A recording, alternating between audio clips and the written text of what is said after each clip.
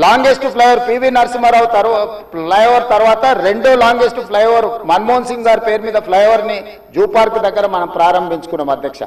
Old city neglect చేయలేదు అధ్యక్ష. Under ground drainage Chandrayangutta ప్రాంతానికి మనం నిధులు ఇచ్చినాం అధ్యక్ష.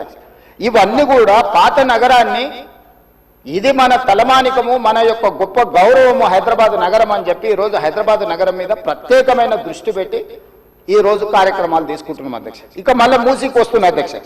ఈ మూసీని కేవలం మా మిత్రులు పాయల్ శంకర్ గారు అడిగారు, ఇది ఉత్త నీళ్ళే తీసుకొస్తారా, దీన్ని వ్యాపార కేంద్రంగా చేస్తారా? వారేమో ప్రశ్న అడిగారు. కొంతమంది ఏమో రేవంత్ రెడ్డి రియల్ ఎస్టేట్ బ్రోకర్గా మారిండు, రేవంత్ రెడ్డి రియల్ ఎస్టేట్ చేస్తాడని. అధ్యక్ష, రియల్ ఎస్టేట్ ఒక ఇండస్ట్రీని ప్రమోట్ చేసి ఇండస్ట్రీకి అవసరమైన వసతులు కల్పించడం అనేది ప్రభుత్వం యొక్క బాధ్యత. ఈ నగరం రియల్ ఎస్టేట్ విస్తరిస్తే పెట్టుబడులు వస్తాయి, పెట్టుబడులు వస్తే పరిశ్రమలు వస్తాయి, పరిశ్రమలు వస్తే ఉద్యోగ ఉపాధి అవకాశాలు వస్తాయి. ఈ రోజు ఎకానమీని మనం పెంచుకోవాలంటే, ఆర్థిక వ్యవస్థ బలోపేతం కావాలంటే, ఆ రోజు కూడా ఇట్లనే మాట్లాడిన డాక్టర్ వైఎస్ రాజశేఖర రెడ్డి గారు, అంతకంటే ముందు నేదురుమల్లి జనార్దన్ రెడ్డి గారు హైటెక్ సిటీకి మొట్టమొదటిసారి ఫౌండేషన్ స్టోన్ వేసినప్పుడు పి జనార్దన్ రెడ్డి గారు పట్టుబట్టి మొట్టమొదట ఫౌండేషన్ స్టోన్ హైటెక్ సిటీకి పడ్డది. పి జనార్దన్ రెడ్డి గారు ఎమ్మెల్యేగా ఉన్నప్పుడు, నేదురుమల్లి జనార్దన్ రెడ్డి ముఖ్యమంత్రి ఉన్నప్పుడు పివి నరసింహారావు గారు వచ్చి మొదట హైటెక్ సిటీకి శిలాఫలకం వేసింది వాళ్ళు. తర్వాత ఆగిపోయింది.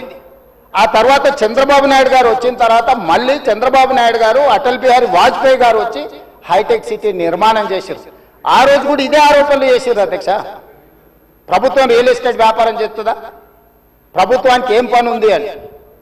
కానీ ఇలా విస్తరించిన నగరం ఎక్కడొచ్చింది అధ్యక్ష? సైబరాబాద్ అని గొప్పగా ఎందుకు చెప్పుకుంటున్నాం? ఐటీ కంపెనీలు, ఫార్మా కంపెనీలు, global capability centres, data centres, ఇవన్నీ ఎక్కడి నుంచి వచ్చినాయి అధ్యక్ష?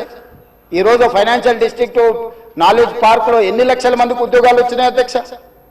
ఈరోజు విస్తరించే నగరం అర్బనైజేషన్ అవుతుంది అధ్యక్ష. పట్టణ ప్రాంతాలు పెరుగుతున్నాయి, పట్టణీకరణ జరుగుతుంది. ఈరోజు 55% జనాభా పట్టణాలలో నివసిస్తున్నారు అధ్యక్ష. రాబోయే 20-25 ఏళ్లలో 75% మన పట్టణాల యొక్క జనాభా పెరుగుతుంది అధ్యక్ష. కేవలం ఔటర్ రింగ్ రోడ్ ఇన్సైడే 1,34,00,000 మంది ప్రజలు నివసిస్తున్నారు అధ్యక్ష. 3,78,00,000 తెలంగాణ జనాభా ఉంటే ఔటర్ రింగ్ రోడ్ ఇన్సైడ్ మాత్రమే 1,34,00,000 మంది నివసిస్తున్నారు అధ్యక్ష. అంటే ఇక్కడ మోర్ దాన్ 1/3. టోక్యో ఒక సిటీలో తెలంగాణ జనాభా కంటే ఎక్కువ ఉన్నారు అధ్యక్ష. 4 కోట్ల మంది ఒక పట్టణంలో నివసిస్తున్నారు అధ్యక్ష. ఈరోజు ప్రపంచం అంతా పట్టణాల వైపు వేగంగా విస్తరణ జరుగుతుంది. దానికి తగ్గట్టుగా మనం నగరాలను అభివృద్ధి చేసుకోవాలి. అందులో భాగంగానే ఈరోజు వికసిత్ భారత్ ప్రణాళిక ఏంది? ఈరోజు అందుకోసమే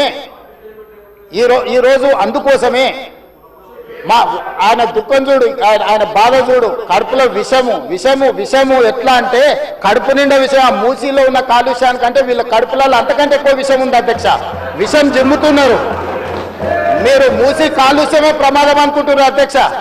ఈ మనుషుల కడుపుల్లో ఉన్న విషయం మూసీ కాలుష్యానికంటే ప్రమాదకరంగా తయారైంది అధ్యక్ష. ఏం నొప్పి అధ్యక్ష? నేను ఎవరినైనా విమర్శించిన అధ్యక్ష?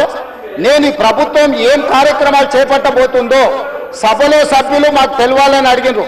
పాయల శంకర్ గారు ఏం అడిగినారు అధ్యక్ష? మేము సభ్యులము, ప్రభుత్వం ఏం చేస్తుందో మాకు వివరించండి, మేము కూడా మా చేతనైన సాయం చేస్తామని మాట్లాడినారు అధ్యక్ష.